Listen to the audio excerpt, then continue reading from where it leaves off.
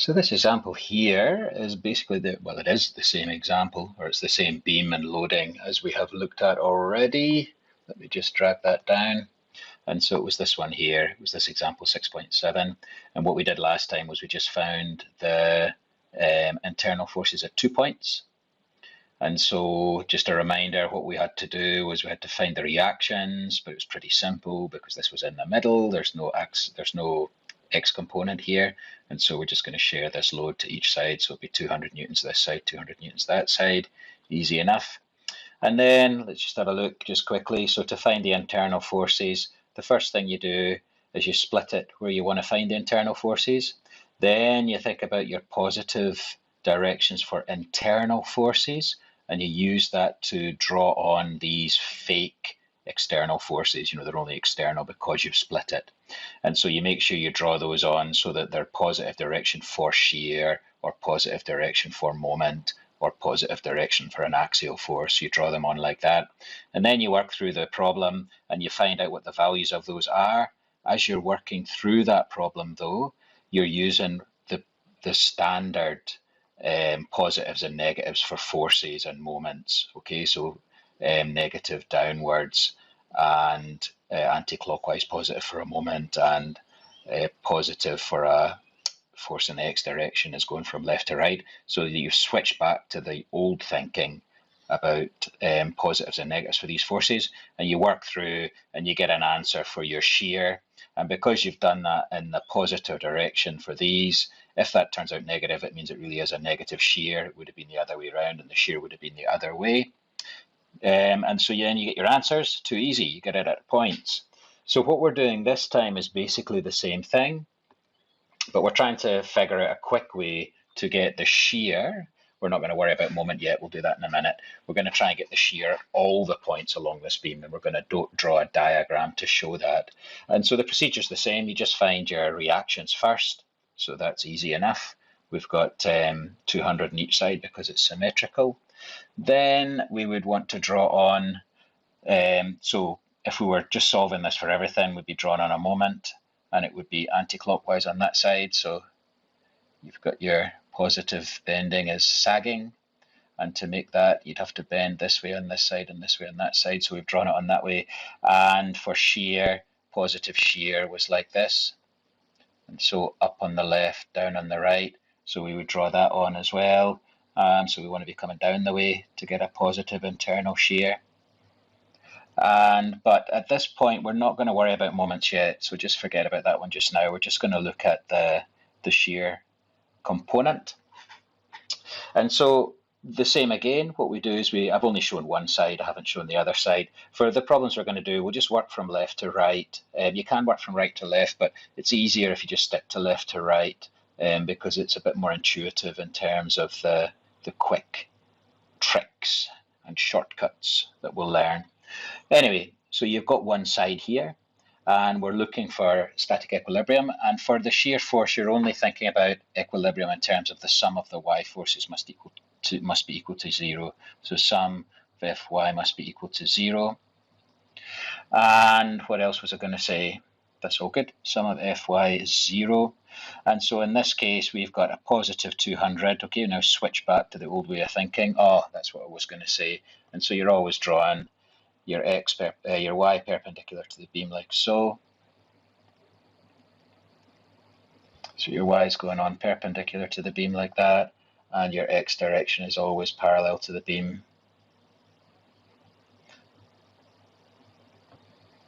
So that's okay. And yeah, so now we're switching back to the normal way of thinking, where if it's going downwards, it's negative, if it's going upwards, it's positive. So the only time you're using these is when you're drawing on those pretend external forces at the point where you've split the beam. After that, you switch back to normal. So 200, so I'm just doing this equilibrium equation. So the sum of the y components must be 0. So 200, this is VA, or what we call this V1. We're going to do this at lots of points, so that's at 1 meter actually. So, no, it's not, it's at half a meter, but anyway, we'll call it V1. Actually, let's just call it V half, or V 0.5, and then we know where we are in the x direction. So the shear at 0.5 meters, And we could even, we'll do it as V 0.5. So what have we got? 4 meters here. So that's 1, 2. So I'm just going to add that to here as well. Sorry, I'm jumping around a little bit, but we'll just get this tidied up before we get started. So 1, 2, 3, 4 meters long, the whole beam. So that's okay. So therefore, where were we? So I've taken a little section through here, and I'm going to take a heap of sections, and we're just going to see what the shear does as we go along. And so starting here at 0.5 meter along, we've got 200 up, and then we've got, this is negative, oops, because it's going down the way, minus V 0.5 is equal to 0. So therefore V at 0.5 meters must be 200 newtons. Okay, and it's come out positive, so it's a positive shear. Okay, so this direction was correct. And therefore it's going downwards on the right, therefore it's positive shear. So V 0.5 is 200 newtons, so that's all good. And so we could put that on as a point on our little graph. So at 0.5 meters, let's just put on, so this is the shear in kilonewtons, 200, 100, so it's 200. Okay, at 0.5 meters, the shear is 200. Next one, it's going to be a bit silly, but anyway. So sum of the y, so again, we're thinking what's positive for shear? This up here is positive for shear. So when we draw on that pretend external force that represents the internal forces, that's V, we're now at 1 meter. So V 1.0, say. So the sum of the y components is 0. We've got up 200, then down V 1.0. So therefore, V 1.0 must be, oops, that equals 0, is equal to 0 for the y components equals to 0. So therefore, V of 1.0 must be positive 200. So it's a positive shear of 200 newtons. So then we could put that one on. And you could see that it just keeps going the same for all of these points, at least until we go, oops, why I was doing those in red actually, so I'll just turn all that black. So sum of F, the y component. So I've now taken a section along at, what is this? It's not really anything, to be honest. I haven't done that very carefully. So 1, 2, I know what I was trying to do. So I'm just taking it a little bit on one side of the 400 newtons. So we haven't quite got to the 400 newtons yet. Okay, so we'll just call it, again, the direction we draw on is to make a positive internal shear. So this is V 1, 2, 3, 4. So it would be 4.0, and I'm just putting minus there just to show that it's a little bit to the left of that 400 newtons force here. So that is going to be equal to, same, exactly the same. There's nothing between, so it just stays the same the whole way. That wouldn't be the case for the moment because the lever arm would be changing, but it is like that for the shear. So minus V 4.0, just a little bit to the left, so therefore equals 0. So therefore V at about 4 meters, but a little bit to the left of the force, is equal to 200 newtons as well. And you can see, oh, why did I put 4 meters? Sorry about that. It's not 4 meters, it's at 2 meters. It's in the middle. Okay, so just a little bit less than when getting to the 400 Newton force. And so that would be here. And you can see any point along this line, because it's always just 200 newtons upwards, then you've just got to balance that to get equilibrium. And when you've got up on the left, down on the right, that's a positive shear.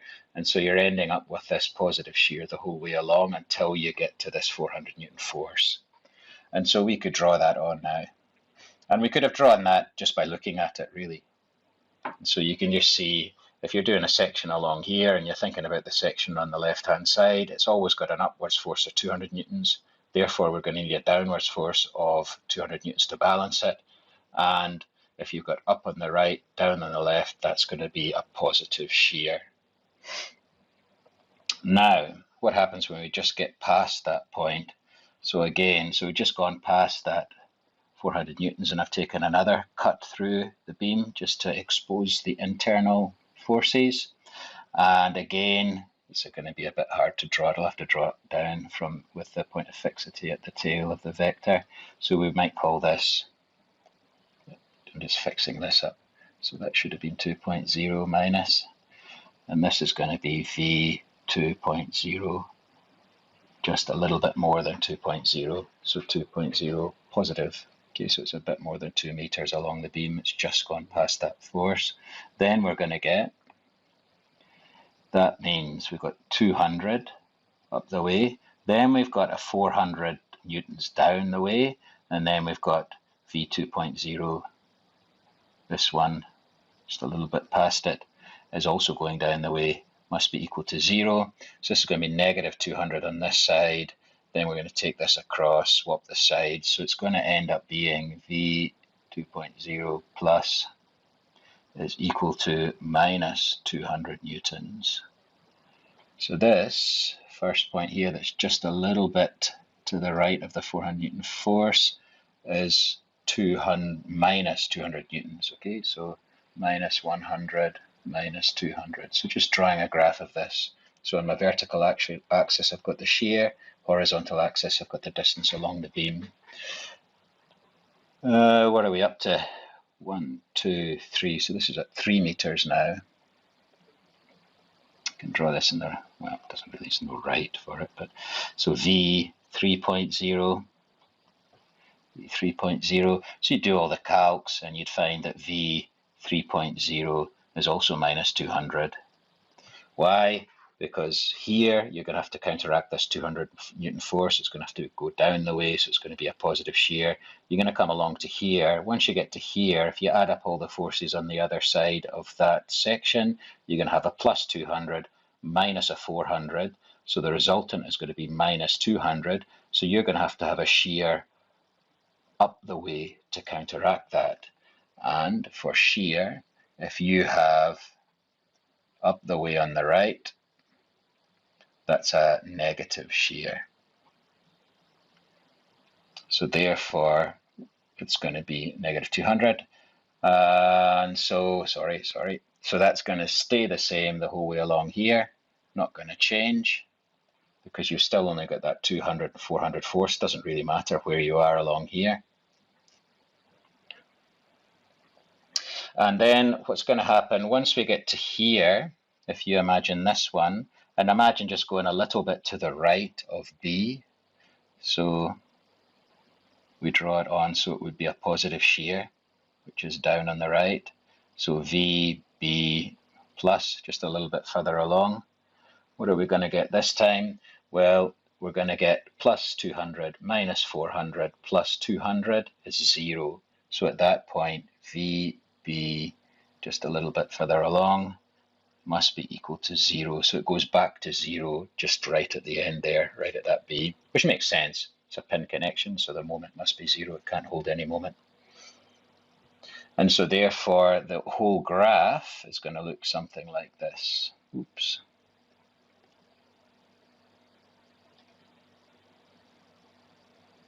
It's going to come along like so. It's going to go back up like so once it gets to the end of the beam. And that's the shear force diagram. And what people often do is they'll just write on, so you wouldn't have the dots for these crosses for a start. That's just what we're doing, just to have a look at this and figure it out. Just try and rub all those out without deleting the actual drawing, which could be a bit tricky. And so we wouldn't draw those on. Knew that was going to happen. And some people shade it. So some people shade in the diagram. It just helps you to see. And so some people will just draw like, oops, like so. And just shade it in like, or hatch it rather, hatch it like that. But I'll just leave it blank. Just leave it ordinary. Take too long. So that's us done. Now, then we're looking, so we don't want to do this every time where we look at every single point along the beam and make sure nothing's changing. And so what you can do is you can look at the points. But so what you can do is each of these would call a segment. Let me just draw it on here. So we go from one force to the next force, and then another force to the reaction force. So that would be segment 1, and this would be segment 2. So we can think of these as being little segments. Oops, sorry. Segment 2. Let me just call it seg 2. Call this seg 1. So these are the...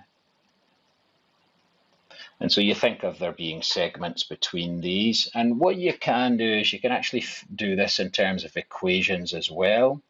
And so what we do is... So maybe we'd grab this one here, and we just take a general one. So not thinking about what length it is, we just say that this is, so this distance here is x. And so what we could say is, for 0 is less than 2, for x between 0 and 2, so 0 is less than x is less than 2 for for x between 0 and 2, then what we can then figure this out. We have this equation is true, and so what we have is sum of the y fy equals 0, and that means, turn this into black, that means 200 minus v 1.0 equals 0, which means v 1.0, oh sorry, we shouldn't call this 1.0 anymore because I'm just thinking about a general position. Okay, could be any of these, and so we'll just call this v. So therefore 200 minus v equals 0, therefore v equals 200 newtons. Okay, so for anywhere between 0 and 2 meters, should probably put in the meters there, 0 and 2 meters, then this equation will be 2, because those are the only forces that are there. 200 minus v equals 0, and so therefore v is 200 newtons for anywhere between x between 0 and 2 meters. And then if we just took another one, this is just, and again this was for a specific point, but we're just thinking more generally now. And so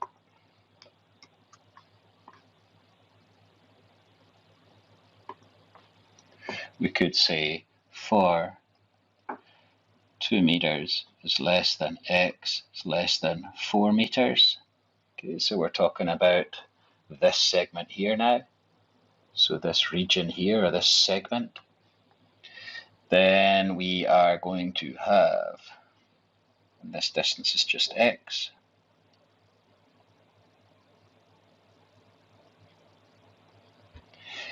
Then we're going to have, and we're not going to call this 3.0 because it's just a general v.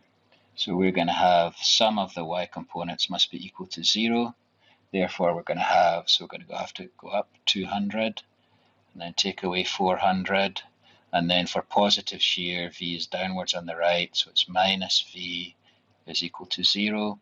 Therefore, minus 200, so just the same thing again, minus v equals 0. Therefore, v is equal to minus 200 newtons. Okay, so for that region. So you just think about the two segments rather than taking lots of points. You just take the two segments and find a general point within those segments. Now that'll become more important when we're looking at moment to be able to do it that way.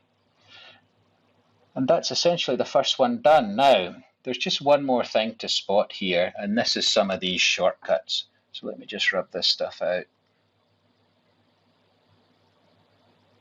And so there's a quick way of drawing shear force diagrams.